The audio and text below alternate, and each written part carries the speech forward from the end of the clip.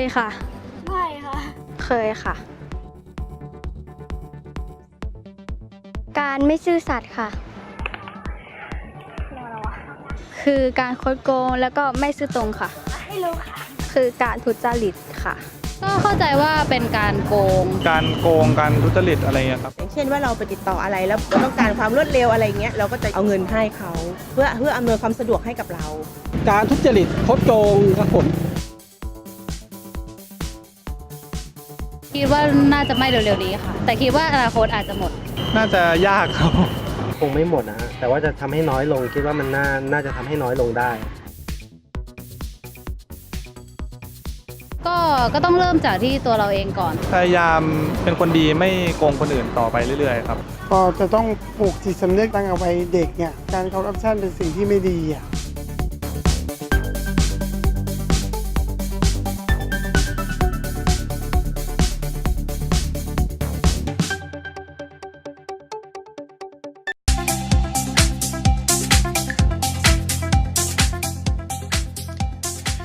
ครับขอกราบสวัสดีทุกท่านนะครับและขออนุญาตกราบเรียนดร.พนัส ศรีมะเสถียรนะครับท่านประธานคณะกรรมการแนวร่วมปฏิบัติภาคเอกชนไทยในการต่อต้านทุจริตแล้วก็แขกผู้มีเกียรติทุกท่านในวันนี้เลยนะครับ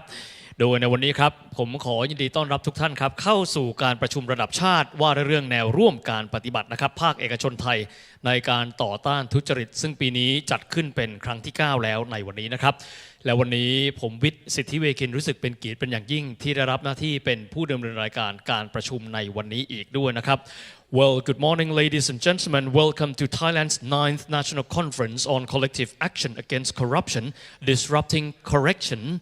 And today it is my pleasure and honor to be here as the MC for this entire day of conference.สำหรับโครงการนี้นะครับก็คือโครงการการสร้างแนวร่วมปฏิบัติของภาคเอกชนไทยในการต่อต้านทุจริตหรือว่า CAC นะครับก็เป็นคำย่อครับมาจากคำว่า Collective Action Coalition นะครับ Against Corruption ซึ่งการดำเนินการจัดตั้งก็โดยความร่วมมือจาก 8 องค์กรชั้นนำในภาคเอกชนของประเทศไทยนะครับซึ่งก็ประกอบไปด้วยองค์กรดังต่อไปนี้นะครับก็คือ1ครับสมาคมส่งเสริมสถาบันกรรมการบริษัทไทยหรือที่เรารู้จักกันในนามของ IOD ครับหอการค้าไทยหอการค้าต่างชาติสมาคมบริษัทจดทะเบียนไทยสมาคมธนาคารไทยสมาคมแล้วก็สภาธุรกิจตลาดทุนไทยสภาอุตสาหกรรมแห่งประเทศไทยแล้วก็ยังมีสภาอุตสาหกรรมท่องเที่ยวแห่งประเทศไทยอีกด้วยนะครับโดยทั้ง 8 องค์กรนี้ได้มีการมอบหมายนะครับให้ทางด้านของ IOD ทำหน้าที่เป็นเลขานุการของโครงการด้วยพร้อมรับการสนับสนุนการดำเนินโครงการจาก Center of International Private Enterprise หรือชื่อย่อว่า CIPE ซึ่งก็ตั้งอยู่ในประเทศสหรัฐอเมริกานะครับสำหรับโครงการนี้มีวัตถุประสงค์หลักอยู่3ประการดังต่อไปนี้ด้วยกันนะครับก็คือประการที่1ครับการเปลี่ยนทัศนคติผู้นำภาคธุรกิจครับการปฏิเสธการมีส่วนเกี่ยวข้องทุกรูปแบบของการทุจริตคอร์รัปชันโดยชี้ให้เห็นถึงความสำคัญนะครับของการต่อต้านทุจริตและก็ร่วมมือกันเพื่อที่จะให้เกิดการต่อต้านทุจริตคอร์รัปชันในวงกว้างอีกด้วย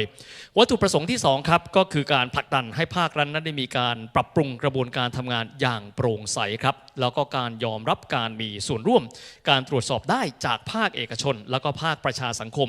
ทั้งนี้ครับเพื่อเป็นการปกป้องผลประโยชน์สาธารณะจากการทุจริตแล้วก็คอร์รัปชันอีกด้วยสำหรับวัตถุประสงค์ประการที่3ครับก็คือการส่งเสริมรวมถึงขยายเครือข่ายการประกอบธุรกิจที่ใสสะอาดปราศจากการผูกขาดหรือการซื้อความได้เปรียบจากเงินสินบนที่เน้นไปในเรื่องการใช้ระบบกลไกตลาดและก็การแข่งขันด้วยราคาและคุณภาพของสินค้าและก็บริการอีกด้วยนะครับเอาละครับในลำดับนี้ผมขอที่จะนำทุกท่านไปสู่ส่วนของพิธีการด้วยนะครับโดยในลำดับนี้ครับวันนี้เราได้รับเกียรตินะครับจากท่านประธานคณะกรรมการแนวร่วมปฏิบัติของภาคเอกชนไทยในการต่อต้านการทุจริตให้เกียรติขึ้นกล่าวต้อนรับทุกท่านในวันนี้นะครับและในลำดับนี้ผมขออนุญาตที่จะกราบเรียนเชิญดร.พนัส ศรีมะเสถียรขึ้นบนเวทีแห่งนี้ด้วยขอเสียงปรบมือต้อนรับท่านด้วยนะครับ Big round of applause for the CSC Chairman and the former Finance Minister Dr. พนัส ศรีมะเสถียร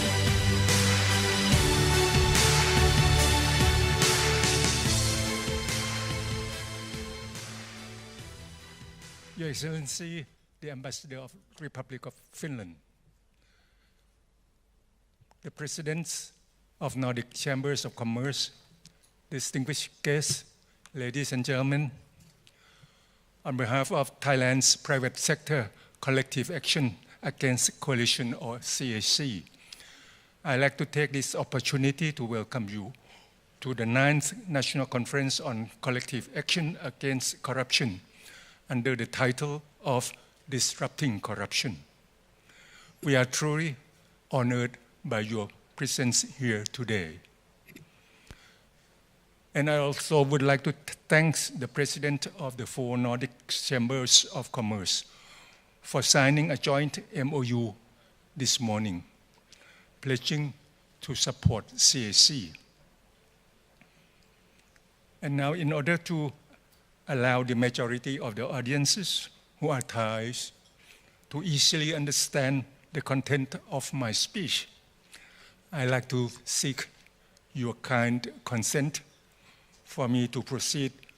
with the rest of my remark in Thai.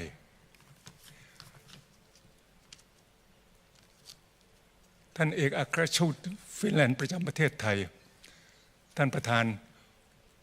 หอการค้ากลุ่มประเทศนอร์ดิกท่านวิทยากรผู้ทรงคุณวุฒิ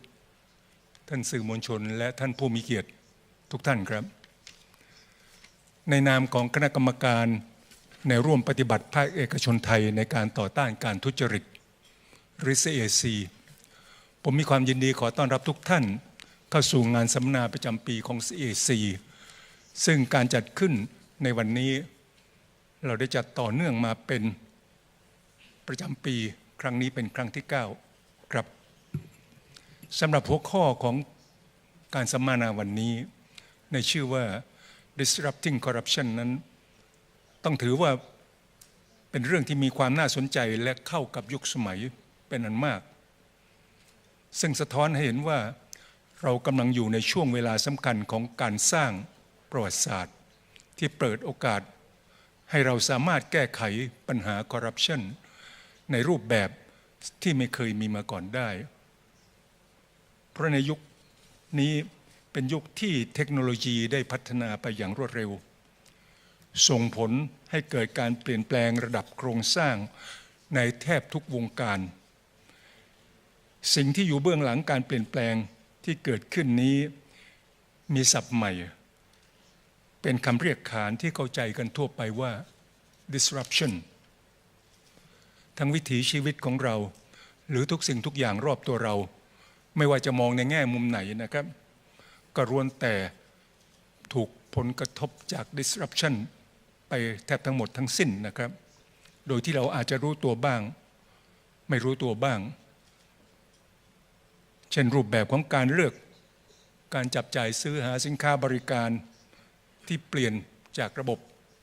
ชำระเงินสดนะครับมาเป็นแบบ e-commerce ชำระเงินผ่าน QR code หรือระบบชำระเงินยุคใหม่ที่ไม่ต้องอาศัยธนาคารพาณิชย์หรือการที่เราได้เสพสื่อต่างๆผ่านช่องทางออนไลน์แทนสื่อแบบดั้งเดิมเหล่านี้เป็นต้นในอีกด้านหนึ่งนะครับผมคิดว่าเราก็สามารถที่จะนำเทคโนโลยีต่างๆที่ก้าวหน้าไปมากในปัจจุบันมาพัฒนาและประยุกต์ใช้เพื่อ disrupt corruption ได้เหมือนกันในงานสัมมนาวันนี้เราจะมีโอกาสได้ฟังตัวอย่างที่น่าสนใจจากประเทศเกาหลีใต้ว่าที่นั่นเขาทำอย่างไรกันถึงสามารถปลุกสำนึกในการต้านโกงให้กับคนทั้งชาติจนเกิดเป็นพลังนำไปสู่การเปลี่ยนแปลงผู้นำสูงสุดทางการเมืองของประเทศได้สำเร็จนอกจากนั้นในงานสัมมนานี้ยังจะมีการพูดถึงแนวทางที่จะนำพลังเทคโนโลยีสมัยใหม่มาผนวกกับข้อมูลบนโลกดิจิทัลแบบ Big Data หรือว่าเพื่อ disrupt corruption ไม่ว่าจะเป็นเครื่องมืออย่าง blockchain หรือการนำเครดิตโปรไฟล์ขององค์กรแต่ละแห่งนำมาใช้เพื่อเพิ่มประสิทธิภาพ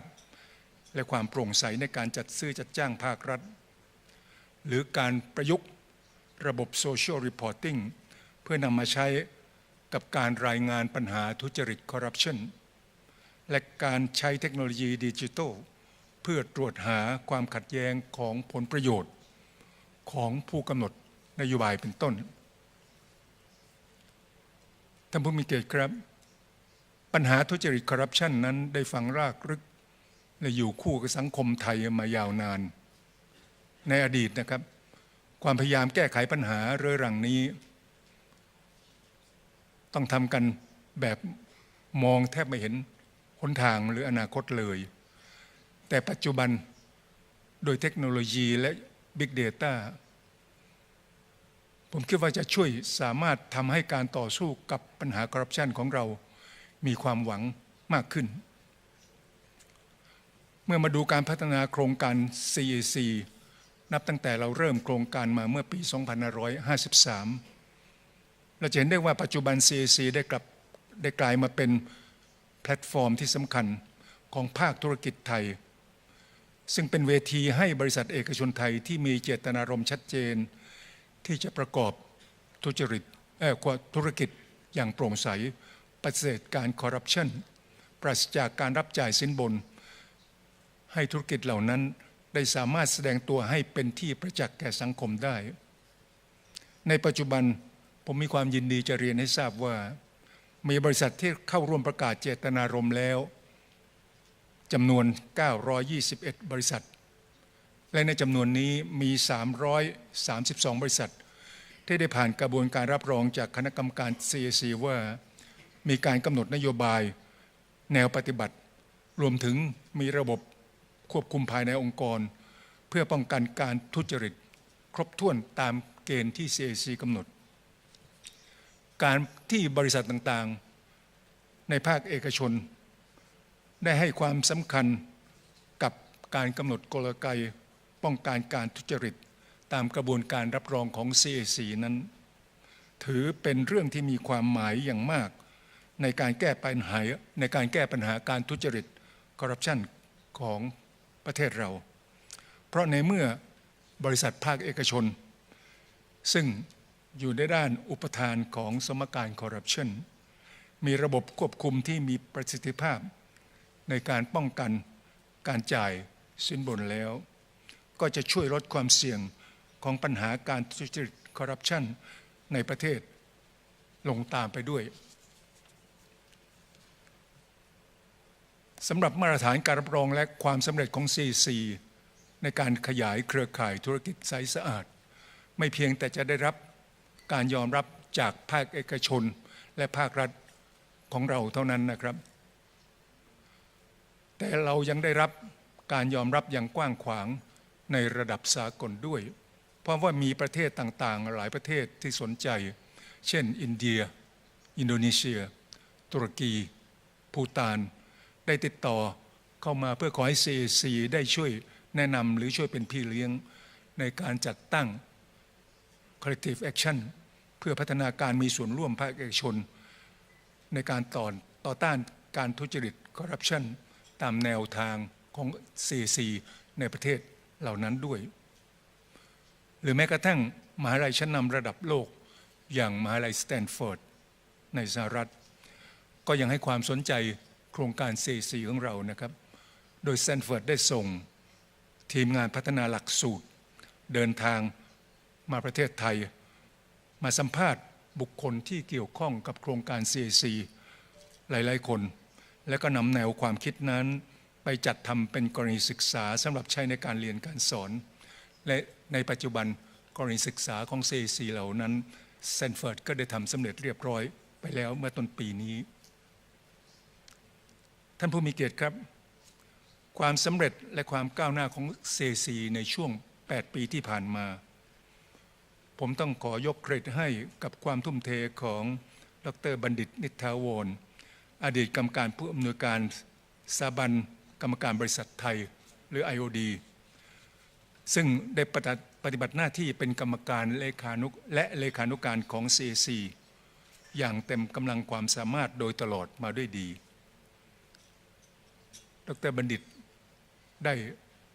ปฏิบัติหน้าที่มาครบวาระ2 เทอมแล้วและพ้นจากตำแหน่งหน้าที่นั้นไปผมจึงขอถือโอกาสนี้แสดงความขอบคุณดร.บัณฑิต มาไว้ณที่นี้ด้วยและก็ขอใช้โอกาสเดียวกันนี้ต้อนรับคุณชัยวัฒน์อุทัยวรรณกรรมการ IOD ซึ่งจะทำหน้าที่รักษาการผู้อำนวยการ IOD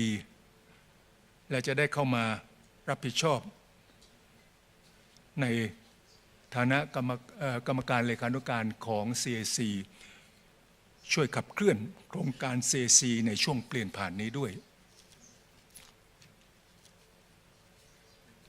นอกจากนั้นผมใคร่ขอเรียนท่านผู้มีเกียรติทั้งหลายด้วยว่าอีกปัจจัยหนึ่งที่มีส่วนสำคัญต่อความสำเร็จของ CAC คือการสนับสนุนจากพันธมิตรในภาคส่วนต่างๆซึ่งในวันนี้ก็เป็นโอกาสที่ดีที่ CAC ได้รับการสนับสนุนจากหอการค้าของกลุ่มประเทศนอร์ดิก4ประเทศได้แก่เดนมาร์กฟินแลนด์นอร์เวย์และสวีเดนโดยเมื่อเช้านี้ประธานหอการค้าทั้ง4ประเทศได้ลงนามในบันทึกความเข้าใจเพื่อสนับสนุนให้สมาชิกของหอการค้าทั้ง4แห่งเข้าร่วมประกาศเจตนารมณ์กับ CAC ด้วยฉะนั้นในนามของ CAC ผมขอถือโอกาสนี้ขอบคุณหอการค้าทั้ง4ประเทศที่เห็นประโยชน์ของการส่งเสริมการทำธุรกิจอย่างโปร่งใสและให้การสนับสนุนการดำเนินงานของ CAC สุดท้ายนี้ผมหวังว่าทุกท่านคงจะได้รับประโยชน์ได้รับความรู้ได้รับแนวความคิดที่เป็นประโยชน์จากงานสัมมนาในวันนี้นะครับและบัดนี้ก็ได้เวลาอันสมควรแล้วผมขอเปิดการประชุมสัมมนาประจำปีของ CAC ครั้งที่9อย่างเป็นทางการณบัดนี้ขอขอบคุณครับขอกราบขอบพระคุณนะครับดร.พนัส สิมะเสถียรนะครับ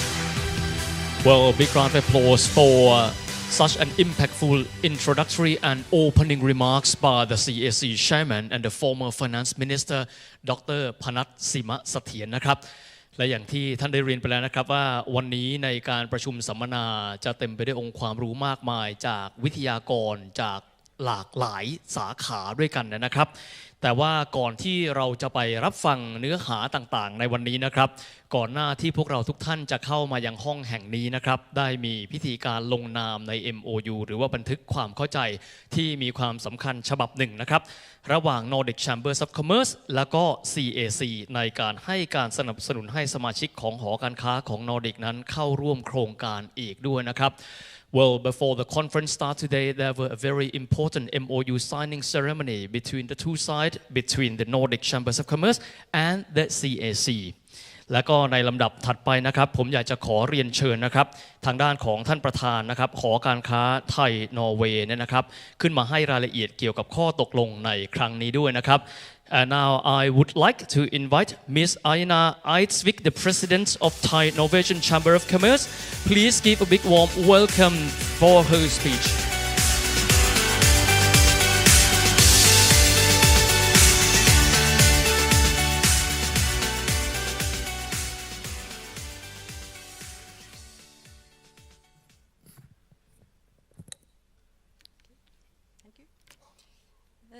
Distinguished ambassadors and members of the diplomatic corps, distinguished CAC Chairman, Dr. Phanat Simasatian, ladies and gentlemen. On behalf of the Nordic Chambers, I want to express that we are very proud to be here today and to sign the MOU with CAC. We know you hold a high standard, and we are proud that you chose to work with us. Thank you. The CAC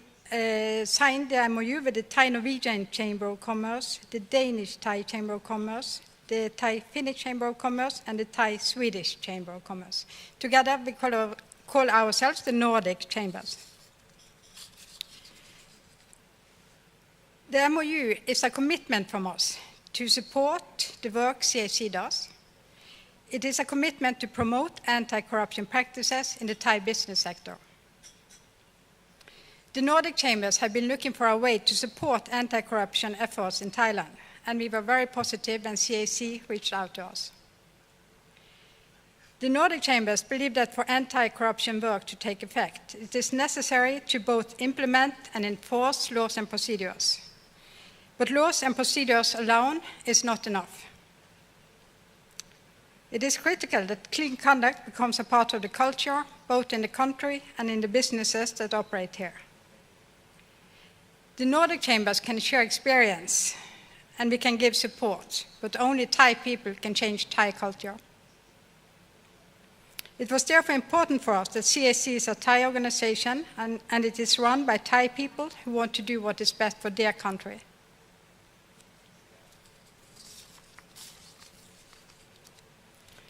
So why do we want to fight corruption? Well, Transparency International defines it as the abuse of entrusted power for private gain.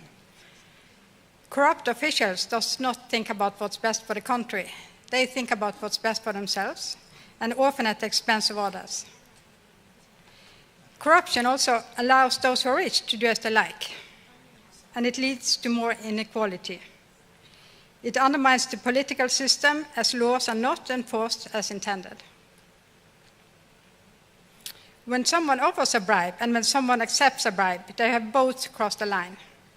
whether it is on a grand or petty level. On the other side of that line, there is a lack of respect for the rule of law that is very damaging to a country. When you lose respect for the rule of law, then there is no one to stop even serious crimes. And we also think that for Thailand to develop into 4.0 and succeed with all the wonderful projects you have started, fighting corruption is an essential part of that.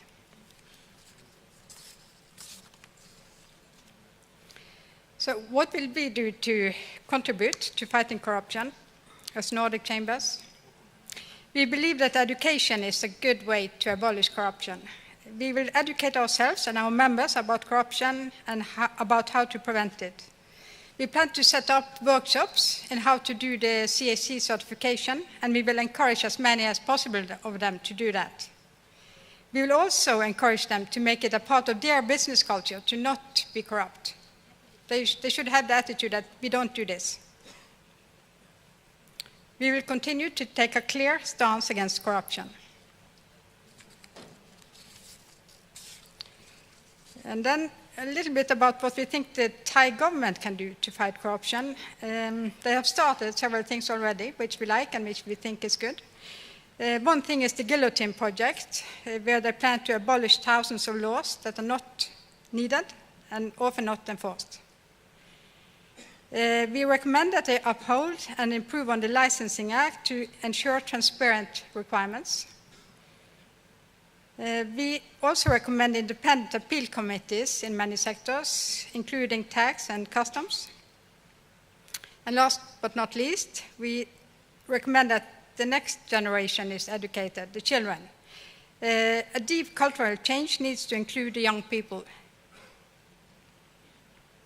Corruption is often talked about in monetary terms, and we try to measure the money lost. And that is important, but we should not forget that corruption hurts people and communities in more profound ways. Corruption hurts our dignity, values, and trust in the world. It hurts our loved ones, and it hurts the nature. It hurts poor people more than anyone else.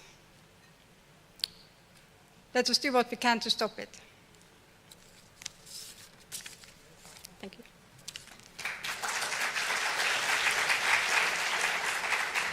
Well, thank you very much for having shared together with us the remark on this joint MOU together. And I would like to ask Ms. Aina Eidsvik, the President of Thai-Norwegian Chamber of Commerce, to remain upon the stage as we will commemorate these special occasions by doing the photo shooting. And now I would like to invite the honorable members from both sides, from the side of the CAC as well as the Nordic Chamber of Commerce, to be here upon the stage for a group photo shooting. Please give them a big warm welcome.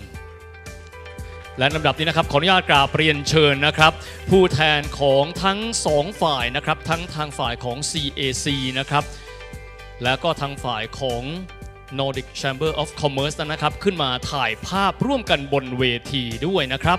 And also I would like to invite the CAC Chairman, Dr. Phanat Simasathian, to be upon the stage to witness this signing of the MOU between the two sides, the CAC as well as the Nordic Chamber of Commerce, which have just recently signed an hour ago.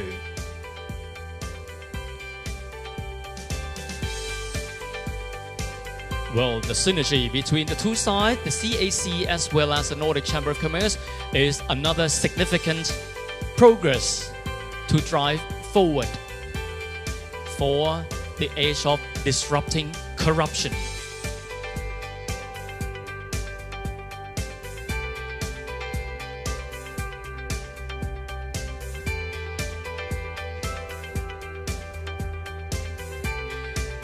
And also, I would like to invite His Excellency the Ambassador of Finland in Thailand, His Excellency Satu Suikari Kleven, Her Excellency Satu Suikari Kleven, the Ambassador of Finland, to be here upon the stage, also to witness this significant progress between the two sides. And also, I would like to invite the minister from the Nordic countries ขออนุญาตเรียนเชิญท่านอัครราชทูตนะครับ and also the diplomats from Nordic countries to be upon the stage for this group photo shooting ขอเสียงปรบมือให้กับท่านด้วยนะครับ Cause diplomats from Nordic country.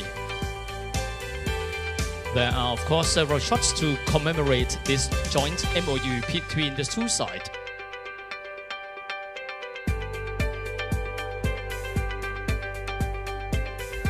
Well, the collaboration between the two sides together really will pave the way for a significant step forward here in the Thai society.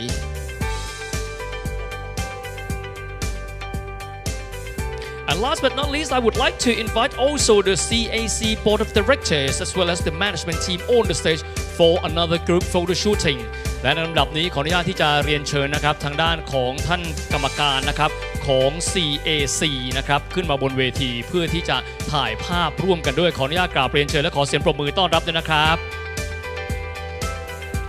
And here I wish to call upon the CAC Board of Directors as well as the management team upon the stage for another group photo session as well.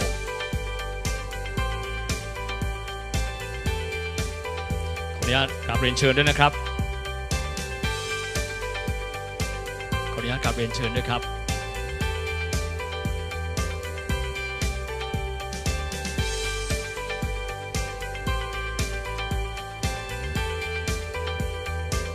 Well, and the joint MOU which was shown upon the stage here is really the collaboration from both sides, the CAC as well as also another side, the Nordic Chamber of Commerce.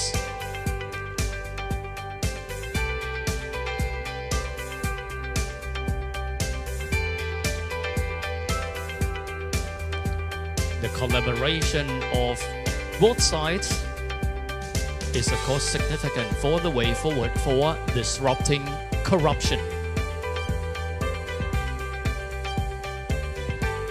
Here upon the stage is the CAC Chairman, Dr. พนัส สิมเสถียร and also Her Excellency the Ambassador of Finland, and also diplomats from Nordic countries as well as the CAC Board of Directors and the management team. Big round of applause for everyone involved in the joint MOU ขอเสียงปรบมือให้กับทุกท่านบนเวทีด้วยนะครับ Well, thank you very much for being here witnessing another progress for the attempt to disrupt corruption. และสำหรับงานในวันนี้นะครับก็มีวิทยากรมากมายนะครับไม่ว่าจะเป็นจากในบ้านเราเองก็ดีหรือว่าจากต่างประเทศซึ่งก็จะนำเอาองค์ความรู้จากกรณีในต่างประเทศนั้นมาพูดคุยกับเราด้วยนะครับเพื่อที่จะได้ทราบว่าในต่างประเทศนั้นมีกรณีศึกษาเกี่ยวกับเรื่องของการเดินหน้าในการที่จะต่อต้านการทุจริตคอร์รัปชันอย่างไรกันบ้างอีกด้วยนะครับโดยสำหรับถัดไปนะครับก็จะเป็นช่วงของการอภิปรายของงานประชุมในวันนี้ซึ่งเป็นหัวข้อที่มีความน่าสนใจเพราะว่าเป็นกรณีศึกษานะครับจากการต่อต้านการทุจริตคอร์รัปชันของประเทศเกาหลีใต้นะครับสำหรับหัวข้อของการบรรยายในช่วงต่อไปนะครับมีชื่อภาษาอังกฤษนะครับว่า How South Korea Built Proactive Movement to Combat Corruption สำหรับผู้บรรยายนะครับในช่วงนี้นะครับท่านดำรงตำแหน่ง Founder and Executive President of Global Competitiveness Empowerment Forum or GCEF from South Korea. And now I would like to invite the first speaker for this morning. Please give give a big warm welcome to คุณ Angela Joo-Hyun Kang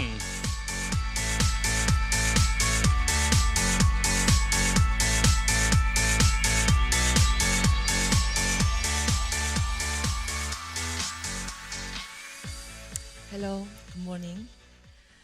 It's my great pleasure to be invited this conference, and also it's my great honor to witness all the anti-corruption champions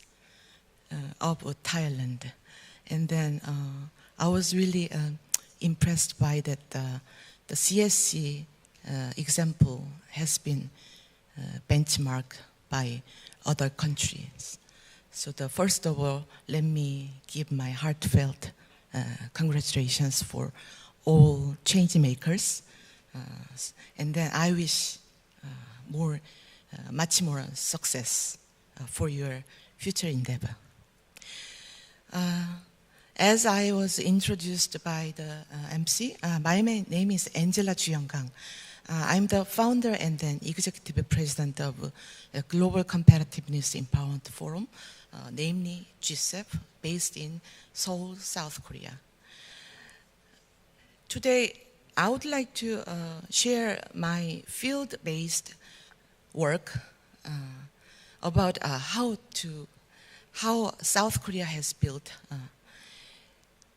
proactive change management to combat corruption. Let me introduce myself first about how and why I have been doing this job. This year, I have 27 years of work experience. The first half of the career, I was sales and marketing manager of consumer and then IT companies. So selling products and then services in B2C, B2B, and then B2G market. So I know how this anti-corruption is very difficult. But after a life-changing experience, as my life awakening, I moved from corporate sector to non-profit world. And then 10 years ago, I set up GCEF as a non-profit institute to promote corporate social responsibility, business integrity, and then sustainability. So with GCEF, actually, I'm doing the same job, like marketing and then promoting and sales values such as business integrity and anti-corruption. So right now, with GCEF, I regard myself as a sales and marketing manager of anti-corruption and business integrity. And actually, this work is very tough because to NGOs, GCEF is too business friendly. And then also to companies, GCEF is too NGO-like. So nobody thinks GCEF as its friend. So this job is very tough and lonely, but as a value marketer of business integrity, I try to do my best to persuade people in public sector and then private sector to embrace anti-corruption values. Actually, now I arrived Thailand yesterday. Last week I was in Argentina, Buenos Aires. From 2016, GCEF through GCEF, I'm one of the task force member of Business 20, one of policy recommendation group of G20.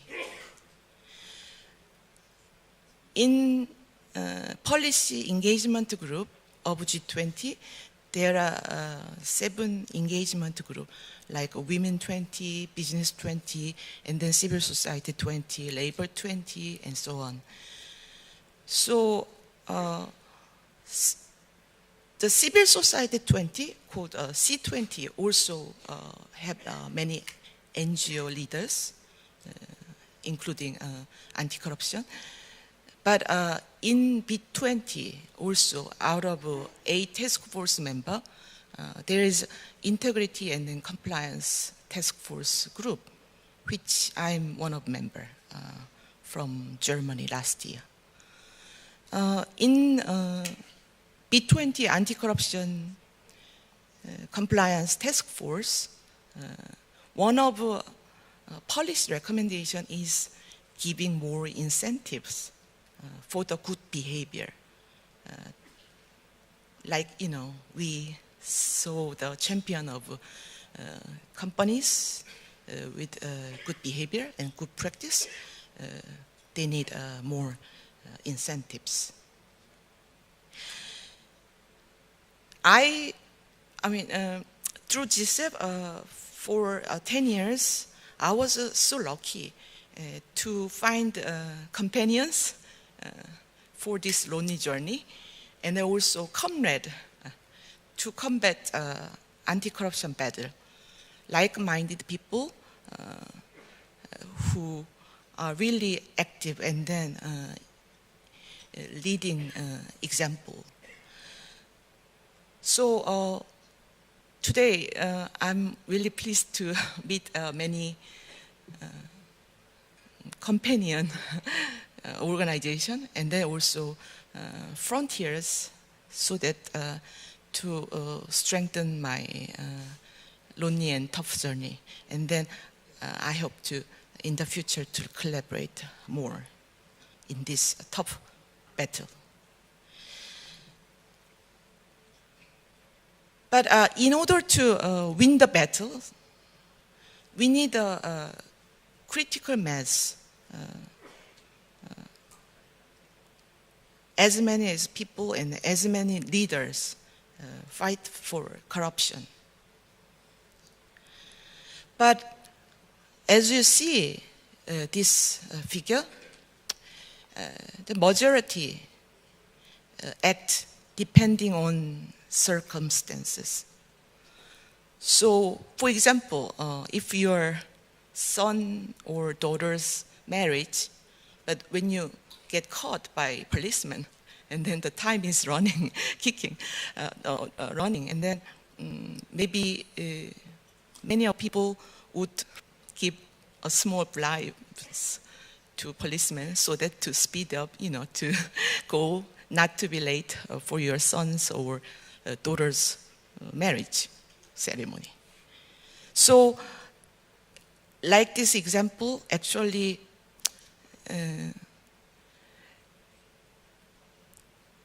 the minority, the people prone to corruption is a minority, but the people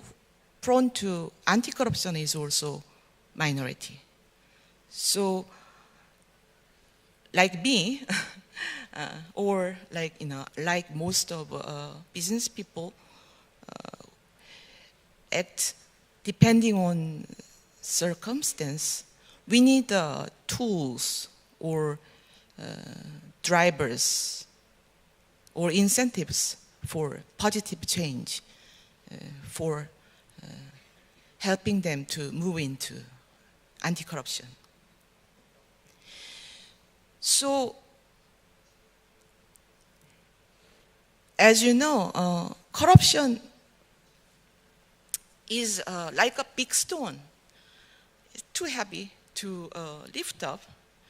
but the change makers can find niches and then put leverage, and then to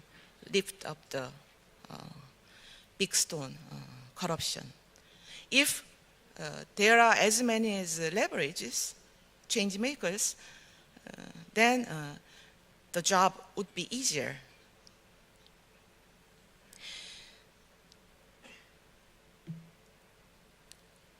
Like a big stone, too heavy.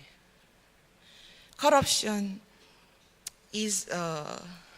like a status of equilibrium, full of darkness. We need to disrupt corruption. We need brave change makers to throw stones, like today's topic of a conference. Then who can become change makers? We already saw on the stage. And then all the people, the audience, who spared their precious time to come here are already change makers. You know, when you have outside pressures, as Stephen Covey says, there are two ways to act: responsive or proactive.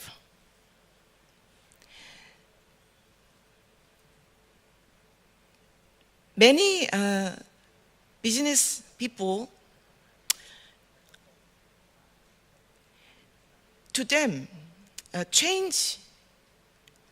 is very difficult because, you know, the reality in business environment is not easy. But rather than become objects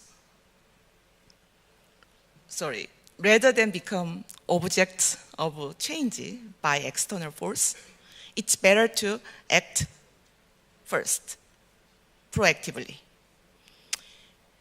Because that's the way of leading situation, not to be hindered or criticized by other forces. So, as you know, power comes from self-driven changes rather than, you know, changed reluctantly by external forces. So let's find out more who could be change makers other than you. Let's see the public sector first. As you know well, there is a saying that the Conservative Party is ruined by corruption, and then a Progress Party ruined by division. However, I think the corruption is not a political party issue, but a person's issue, namely a politician. Lawmakers can make changes and differences. In South Korea, there is a very strict anti-graft law, and then it's changed the whole behavior of government officials.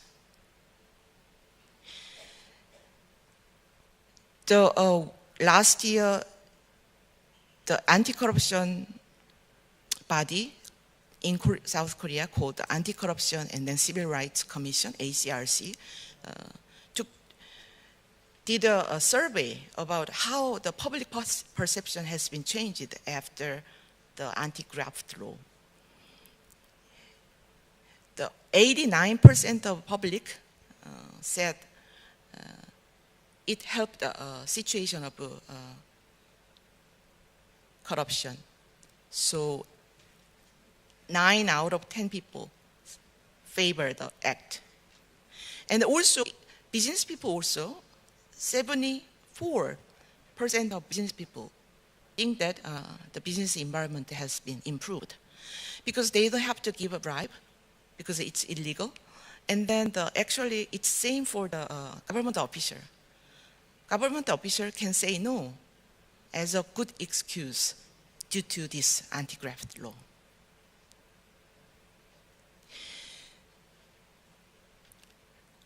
In municipalities, politicians are swinged by votes. So it's really important to educate local public also. But anti-corruption is very vulnerable with the economic pressure. So actually last year, early this year, the anti-graft law has been eased due to the pressures from flowers and then agriculture and food industry pressure to raise the ceiling of the legal accepted amount of graft. So it's very important to find a sweet spot between the social and economic values.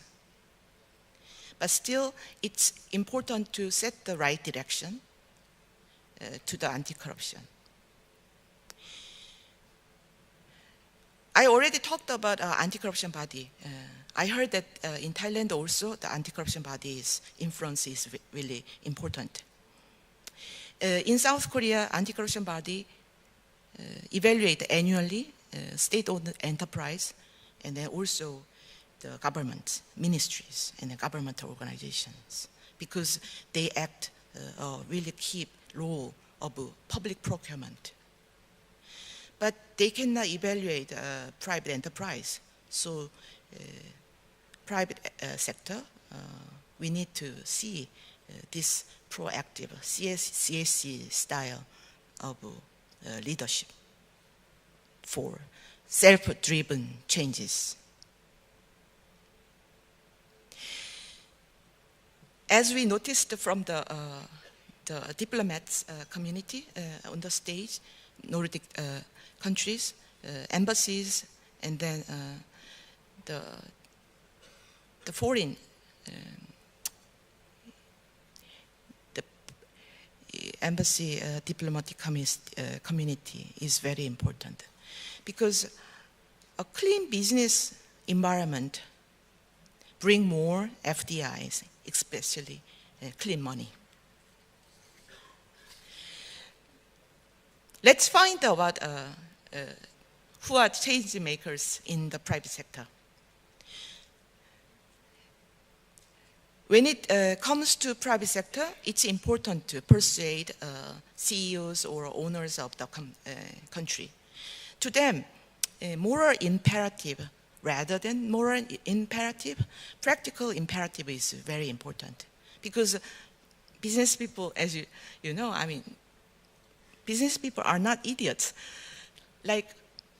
it's not because they don't know. I mean, it's because they know already what are rules and standards. The problem is that in reality, limitation. That's why they cannot do it. It's sometimes very inevitable cases. As you know, when it comes to a single company, there are two cases of corruption. If a company or CEO, company CEO or owners of company try to do commit corruption, there is no way. But in 2 years ago, the vice chair of Anti-Corruption and then Corporate Responsibility Committee of International Chamber of Commerce came to Seoul, South Korea, and then gave a really practical persuasion to CEOs. He said, giving bribery is not effective because you cannot guarantee the bribe takers keep promises. What if they don't keep promises? There is no way to claim. And then how much money will it be effective? And then also, in order to do dirty job, there should be a people. But when it becomes successful, the dirty job, people's voice getting bigger and bigger, and then ruin the whole company. So his persuasion really worked well, and then I use his persuasion examples to my lectures to CEO. If the CEO listens, the CEO were really hostile initially, when talking about business ethics or anti-corruption. But if I tell these stories, then they will listen. Another example is that when CEO or owners of company try to do anti-corruption, but sales department or a single person commits corrupt behavior, what would you do? We can strengthen compliance departments of a company. One of the powerful ways of enhance compliance is to give more incentives to self-detecting, self-cleansing, and then self-reporting to fix mistakes. As you know, the U.S.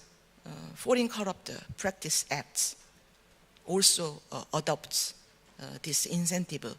measures for the disciplinary actions of the companies. This giving more incentives to the companies with good behavior was one of the policy recommendations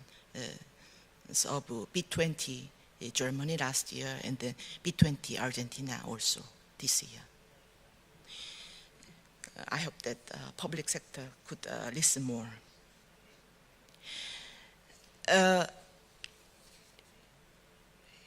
When it comes to multiple companies, as you know, if sales departments of multiple companies gather and collaborate, it's a collusion or cartel. But what if compliance departments of companies gather and then talk about corruption? It's a collective action, like this audience. Again, incentive measures matter. It's not a South Korean example, but in Paraguay, the U.S. Department of Commerce and the American Chamber of Commerce in Paraguay introduced the incentive system for to give more benefits about customs for the certified companies. So my personal hope is that there would be more incentives, like a tax or other kinds of incentives in Thailand also for the companies with good behavior. For SMEs, so small and medium enterprise, incentives are very important because they are the supplier of big companies. So I had a chance to give lecture to the supplier of Hyundai Globis company because when they evaluate suppliers, if they participate anti-corruption training, they will get more extra points for the supplier evaluation. So this type of incentive for private procurement and then public procurement should be more strengthened. Actually, if I say one more Argentina case last week, because I have so vivid memory of Argentina last week. They also introduced a new law that in order to get into the public procurement, having a compliance system is a prerequisite. So around the world also in legislation and the law acts, there are many incentive measures appear.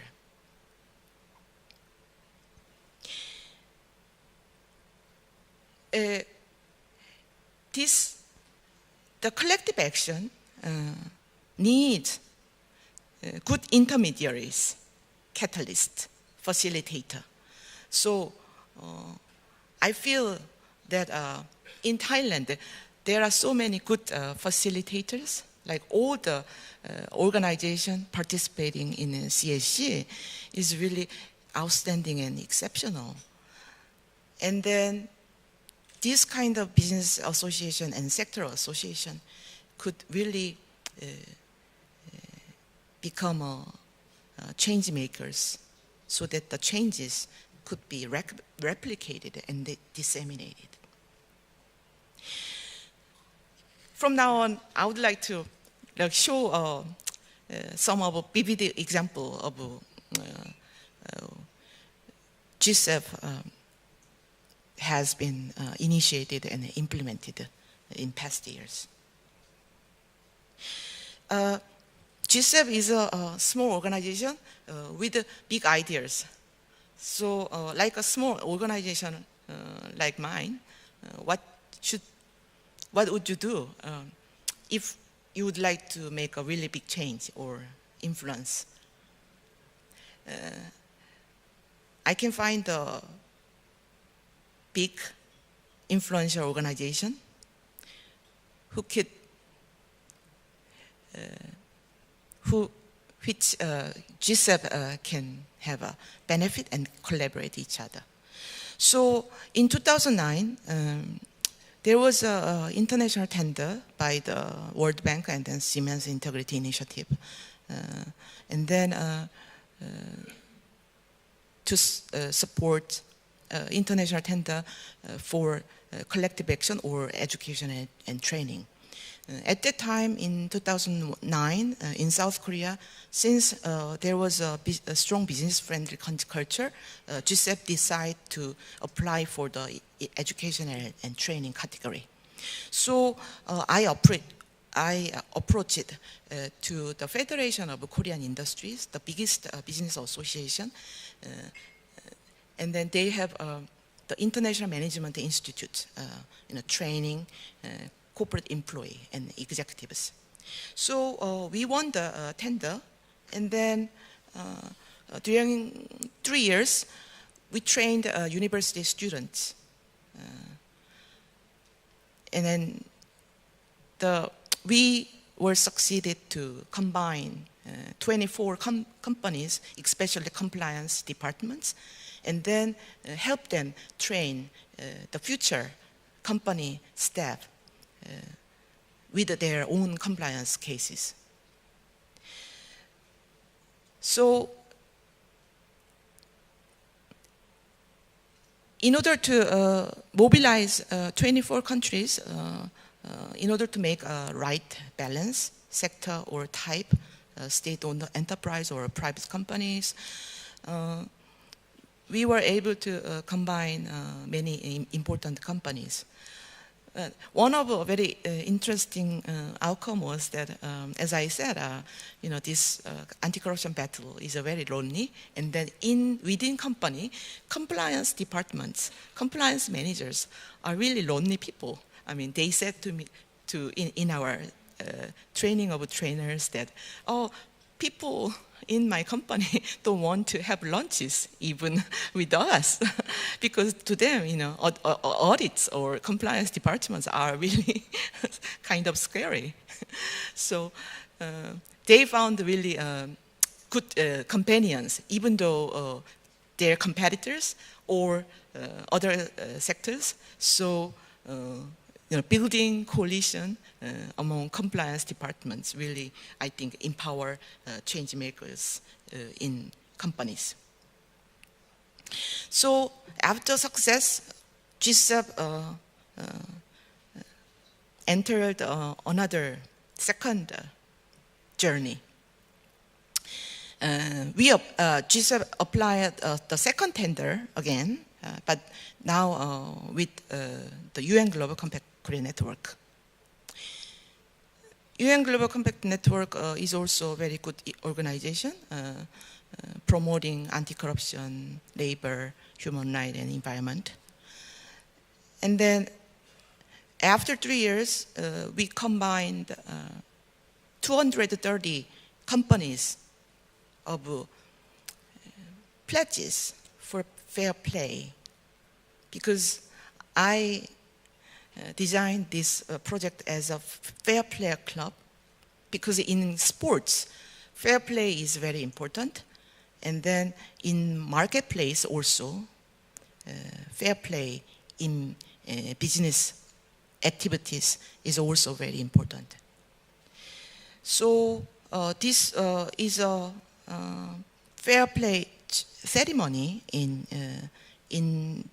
this March this year, and then the former Secretary General of Ban Ki-moon attended, and then also other very important people also witnessed the declaration for anti-corruption. Actually, this project, Fair Play Club, was more challenging and then difficult,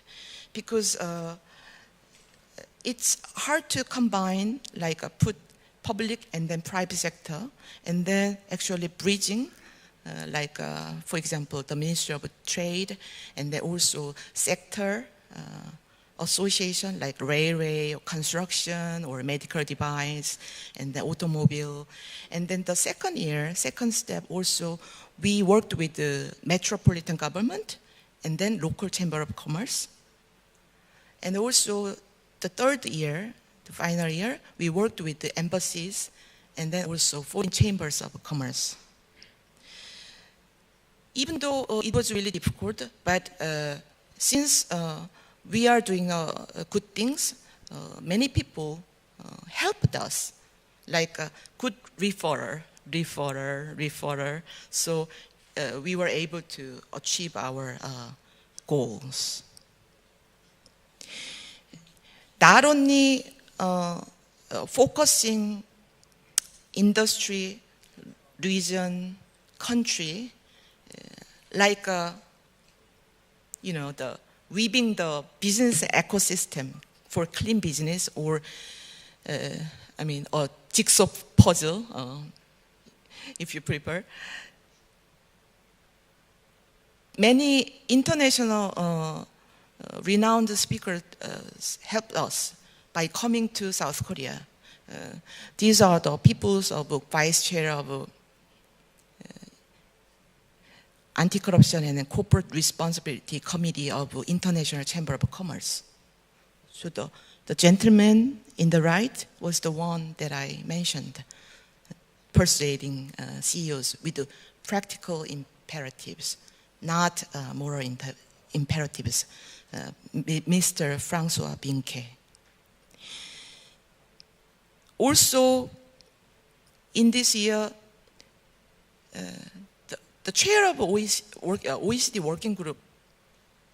on bribery came to Korea, and then the effect of OECD speaker was really effective, because South Korea this year is receiving the peer review of OECD anti-bribery convention. I know Thailand and then South Korea are co-chairs of OECD Southeast Asia regional program. And also we were able to invite the assistant chief of FCP unit of criminal division of Department of Justice of U.S. government, thanks to the kind help of U.S. Embassy. So he was the first the prosecutor coming to Korea to talk about anti-corruption to business people.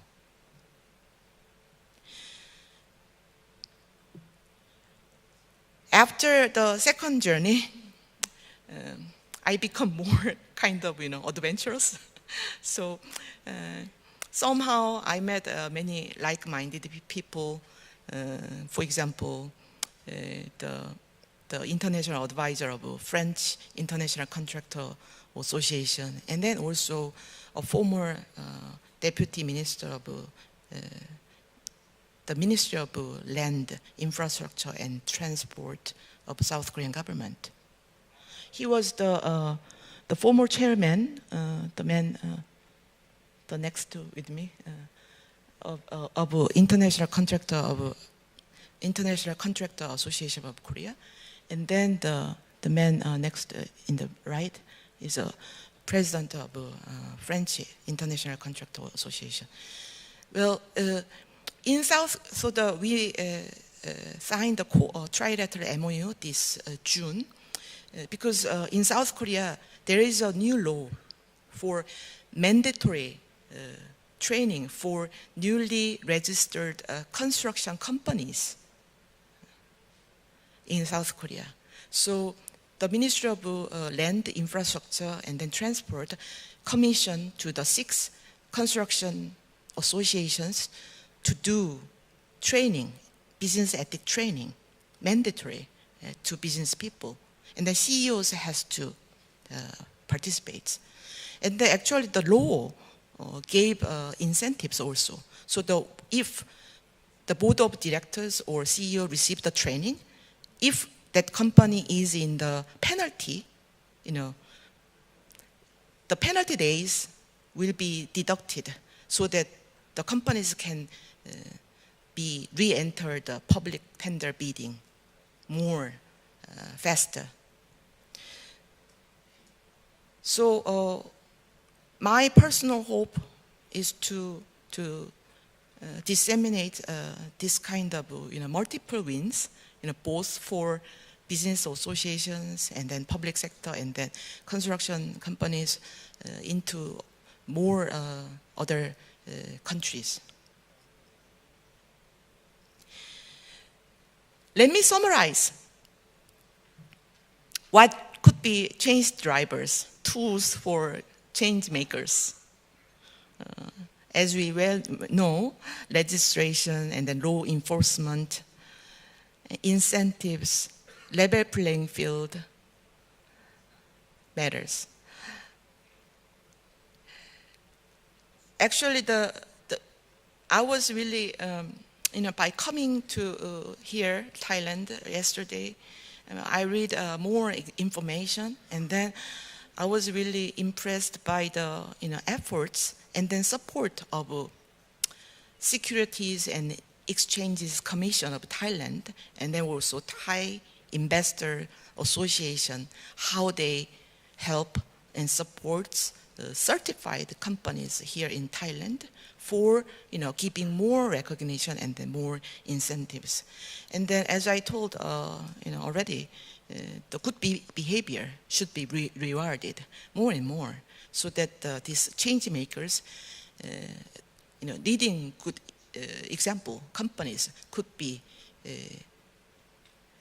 make a critical mass majority prone to anti-corruption. Also, actually, the monitoring by civil society is also very effective and then needed. And then, for example, Seoul metropolitan governments,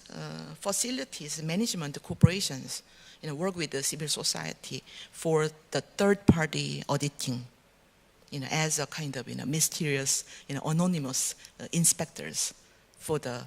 spending public budget. And then, this conference, after my speech until the afternoon, we will hear many presentations related how technology can help anti-corruption battles. Blockchain is one of them, and then e-procurement or other IT can help anti-corruption. But as you know, technology is just the technology. The people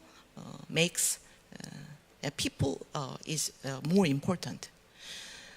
So, for example, in Busan metropolitan government, when it comes to the e-procurement, also they divide the role of departments of public procurement departments, and then contract departments, and then audit departments can share the role, the whole public tender cycle, so that not any single individual or department can do corrupt behavior.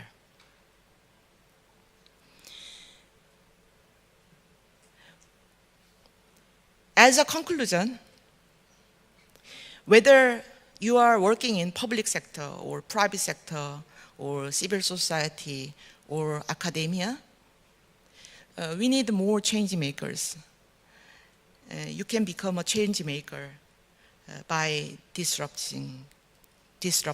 corruption, and then make proactive and then self-driven changes. I remember one of the miracles of Thailand that we all know. I think that if there was one boy, he would not have survived. But together, they made a miracle. In an anti-corruption battle, I think we all together, as a majority, could make miracles all together for all of us. Thank you very much for your kind attention, and then I hope good luck for your future endeavor to fight with corruption. Thank you. Well, thank you very much for such a big contribution by Kun Angela Joo-Hyun Kang, who is, of course, the founder and executive president of Global Competitiveness Empowerment Forum, for having shared with us a lot of information. Disrupt corruption proactively and collectively. Every one of us can become the change agent.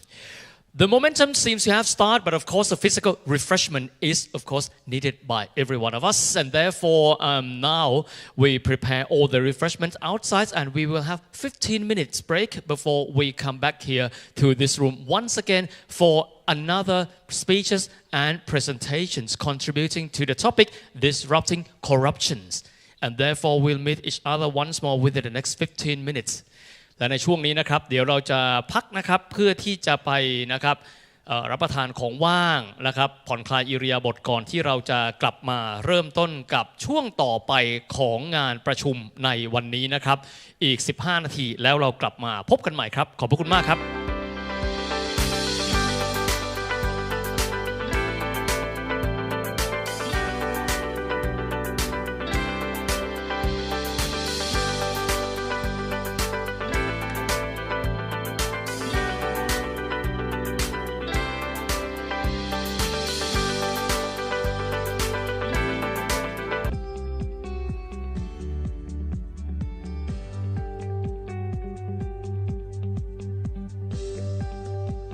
เชิญแขกผู้มีเกียรติผู้เข้าร่วมงานสัมมนาในวันนี้นะครับขออนุญาตเรียนว่าช่วงต่อไปของการสัมมนากำลังจะเริ่มต้นขึ้นภายในเวลาอีกไม่กี่นาทีข้างหน้านี้ดังนั้นขอความกรุณาทุกท่านนะครับเข้ามายังบริเวณห้องประชุมแห่งนี้เพื่อที่จะเริ่มต้นการสัมมนาในช่วงต่อไปด้วยนะครับขอบพระคุณมากครับ Honorable guests, ladies and gentlemen, and all participants for this conference, I would like to remind you that the next session for today's conference will be resumed within the next couple of minutes, and therefore I would like to kindly ask all of you to proceed further into the conference room as we'll be resuming within the next couple of minutes. Thank you very much.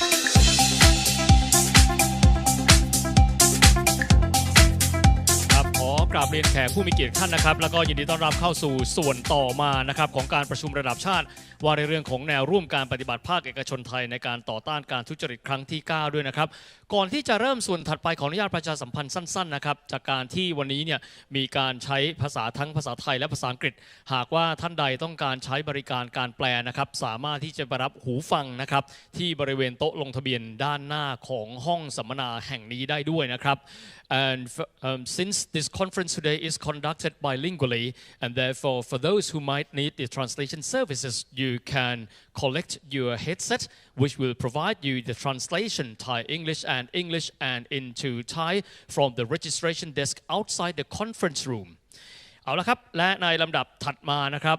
ก็จะมีวิทยากรหลากหลายท่านครับซึ่งจะขึ้นมาบนเวทีแห่งนี้ด้วยนะครับสำหรับหัวข้อถัดไปนะครับจะเป็นหัวข้อนะครับภาษาอังกฤษ blockchain and other modern tools to tackle corruption นะครับหรือว่า blockchain หลายท่านคงจะรู้จักกันแล้วรวมถึงเครื่องมือใหม่ๆในการที่จะมารับมือกับ corruption นะครับและสำหรับเวทีถัดไปนี้ขออนุญาตที่จะเรียนเชิญนะครับวิทยากรในส่วนนี้ด้วย and the next session will be the speech under the topic blockchain and other modern tools to tackle corruption and the speaker for this session is the country managing director of Accenture Thailand and please give a big warm welcome to คุณนนทวัฒน์พุ่มชูศรีขอเสียงปรบมือต้อนรับท่านด้วยนะครับ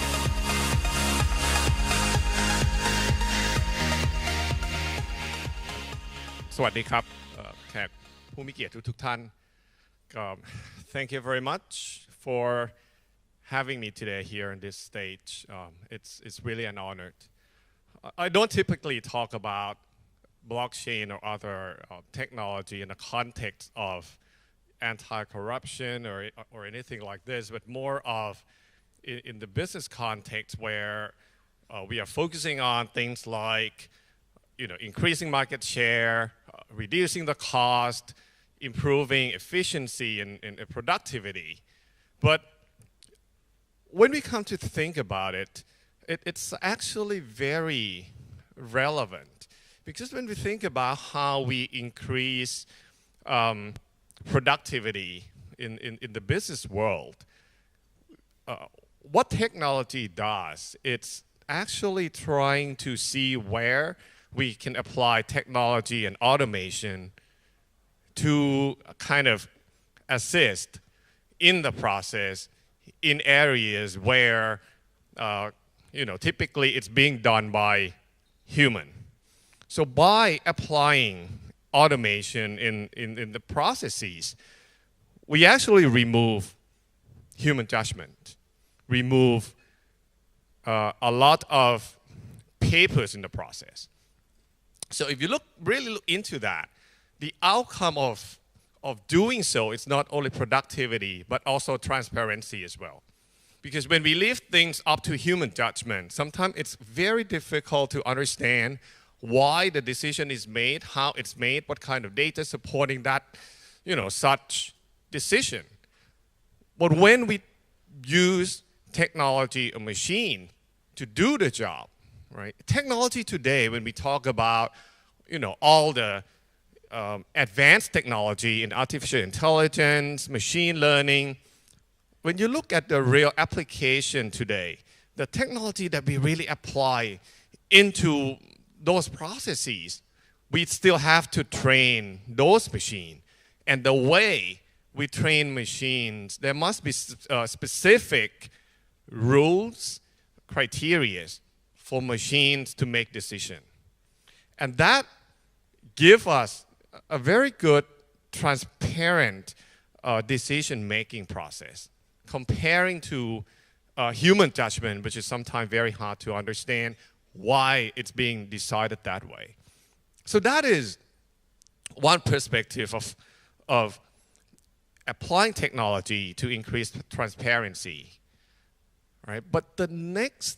But another thing that we also see when we apply technology, not only transparency, but efficiency. Because if you look around, services that we kind of need from the government, nobody is going to pay extra money if the service is already very good. But there are services today where a lot of us have to take the whole day off from the office to wait in line just to get that one thing done. And once you have that inefficiency, that creates an opportunity for corruption. Nobody wants to pay extra money. Nobody wants to be a part of corruption. But when you compare it to spending the whole day waiting in the line just to do one thing, it's very hard for us to say, hey, I want to be a good citizen. I'm not going to, do the wrong thing. So when we apply technology into the business world, try to improve productivity and efficiency, in the same way, to achieve that outcome, right? Ultimately, it actually reduces the opportunities for corruption. Now, one may ask, aren't we already using a lot of technologies today? We're spending a lot of money buying technologies in private sector, in public sectors. Billions of dollars are being spent buying technologies. So what am I talking about? Yes, we use a lot of money in buying technologies today. But now there's one technology that I truly believe is really changing the way we think about technology. And that's what I would like to spend a few minutes talking about today, blockchain. I know a lot of us has been hearing about blockchain for a very long time. It's a very complex topic if we really want to technically understand what it really is. I'm not going to do that today. This is not a technical session, but I just want to try to highlight where I think it can apply and where how it relevant to how we're disrupting corruption. If you look at the left-hand side, this is where most of us are kind of, looking at the way we set up the technology today. We store the data in separate, what we call database. Now, if you look in private sector or the public sector, same thing,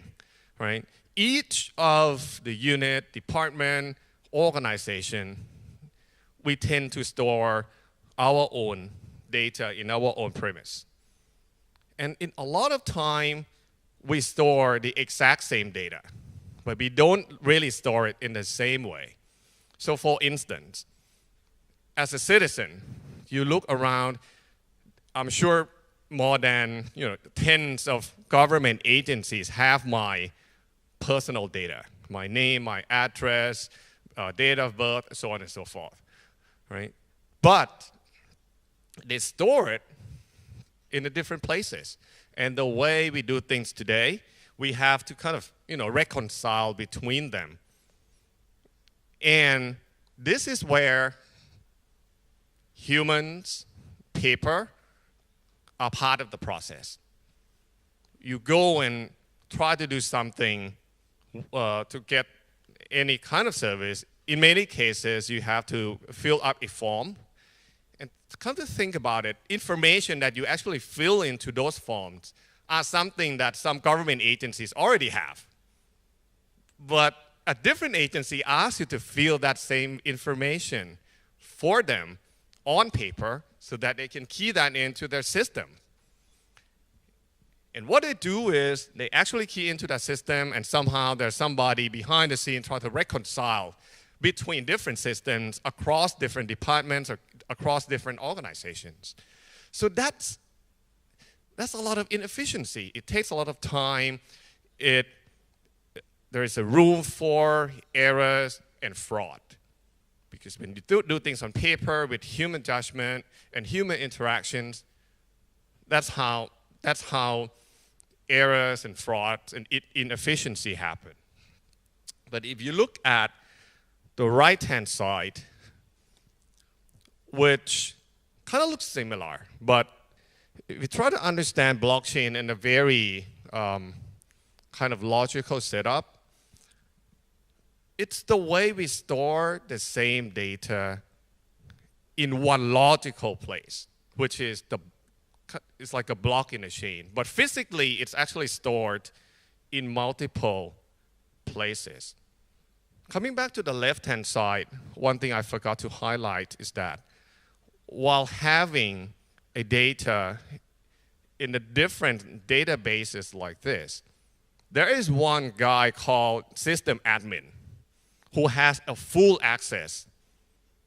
to their data because they think they own that data. So they can access all the data, they can change anything on that data because that person feels that, hey, I own that data. I have the right to do anything with that data. I can change, I can share, I can delete, I can update. On the other hand, on blockchain, the way it works is that although logically you use the same block, keeping the same data, but actually the way it's stored physically is that it's distributed onto different systems. And that's why sometimes we call it distributed ledger technology. Once it is distributed, there's no one person that can actually go in and make a change. Because once someone tries to access a data, what the chain does, it seeks consensus to see whether that data is still consistent with the rest of the nodes. So with that principle, blockchain prevents unauthorized change to the data. And what it also does is that the way it's stored, it is able to manage the access, who can use it, who can use the data, who can view and share the data. So that's the very different principle of keeping the data. I know it's quite technical, but I try to keep it at the principle level. So by doing so, right, one may ask, okay, now there's a new technology called blockchain. Is it going to change the world? Can we use blockchain for everything? Blockchain is not for everything. There are certain use cases where blockchain will be very helpful, right? First of all, if there is something that is expected to be used or shared or maintained by multiple parties, that's where blockchain can contribute a lot of value, right? Especially when we talk about in the public service context, right? You share the data from one department to another, you access the same data, you want to make sure the only people that have the rights to access the data can access the data. That's where blockchain works very well. So there's a lot of collaboration between parties. There is the reconciliation of data, right? For example, today in the banking world, blockchain is being considered a lot to use, especially when you do things like money transfer. Because when you transfer money from one bank to another, what happens is one transaction, but you actually generate a record from your bank and another record in the destination bank, because you have to deduct the money from your bank and then you deposit the money to the destination bank. So those two records are being generated. So someone has to reconcile and say, okay, it's in sync. Whereas in blockchain, one transaction, you create one block, and relevant parties, which are two banks, can access that one information, right? So there's no reconciliation required, right? So anything today that you still have to reconcile between different systems, that's where blockchain can play. In blockchain, you don't update the records. You keep adding records. So once you perform one transaction and then you want to update it, you're not actually overwriting it. You create the next block to say that, okay, you are updating the previous block. So that's why it keeps the audit trail. The good thing is, putting it in the corruption, anti-corruption context, you see where things happen, who does what and when, right? So those are the whole audit trail that you can track in the blockchain. And there is anything that is currently today that you rely on a middleman. Blockchain would remove the middleman because you don't have to reconcile the data, right? You don't need someone that you trust to reconcile the data for you and say, yes, it's okay, right? Because it's done in one go. So this is application where blockchain can work. Now, in the government role, what we have seen is a lot of governments today are thinking about what we call government as a platform. Because if you think about the previous slide, right, where blockchain plays is where you put multiple parties trying to share the same data. So when you put that in the government context, there's a lot of these government departments that are actually sharing the same type of data or something that they have to be part of the same process. Banks, revenue department, things about taxation, for example. Right? You talk about transactions in the banks, in the revenue department, treasury department. So all these things, if you use something like blockchain, it would actually help us to achieve, number one, efficiency, number two, data security, and also all the transparency, because you see all the audit trails, and only people that have access, that have the rights to access the data can do or perform such transaction, right? So this is where we see a lot of governments are doing it. Accenture, we actually published a report to look at the readiness of different governments, how ready they are to move into something called government as a platform. Many governments around the world are trying to do this. You can take a look, you can just Google it on the internet. It's publicly available. We see a number of countries in Asia Pacific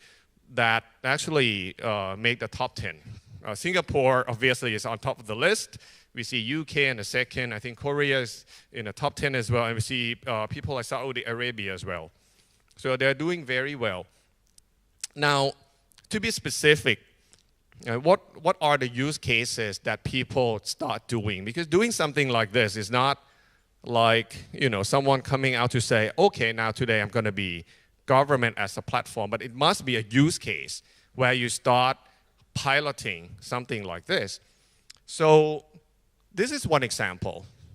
right? National trade platform. This is what the Singapore government has done. I think it just went live 2 weeks ago, right? It's called NTP. Now it's renamed to Networked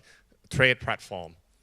right? So what it does is, in Singapore in the past, they have two separate systems. I think it's called TradeNet and Trade Exchange, right? TradeNet is where stakeholders can apply for permits to import, export, or move goods to one place to another. And they have Trade Exchange to actually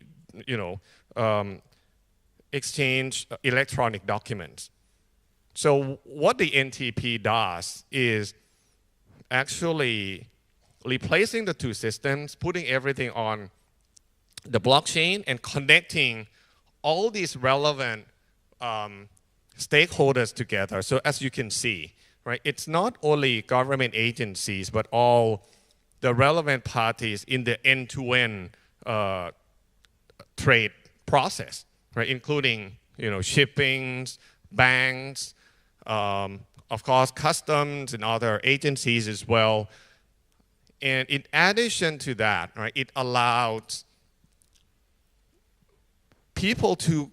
create a value-added service on top of the platform by using the data that the platform can provide. So when we think about something like this, right, coming back to what I kind of mentioned earlier, corruptions today, when we look around, a lot of opportunities that we see corruptions happening, it's to do with processes where it has a lot of stakeholders. There's a lot of inefficiency in the process because there's a lot of paper processes and human judgment and as part of the process. Something like this, once we apply it, right, it shortens time to market, it's very efficient, very transparent, it's very convenient. So this will be a good example where we can apply technology like blockchain, right, to things that is closer to us. And of course, by having something like this, I truly believe it would significantly reduce the opportunity for corruptions. So I think I'm running out of time. So I just want to give you a flavor of what blockchain looks like and how some of the governments are adopting this technology into the key processes, like something like trade. So thank you very much. I'm coming back for the panel later. So I would like to just end my presentation here. Thank you again, and I'll see you soon. Thank you. Well, thank you very much for such an enlightening presentation for blockchain, which is somewhat people might think, well, it's quite complicating นะครับ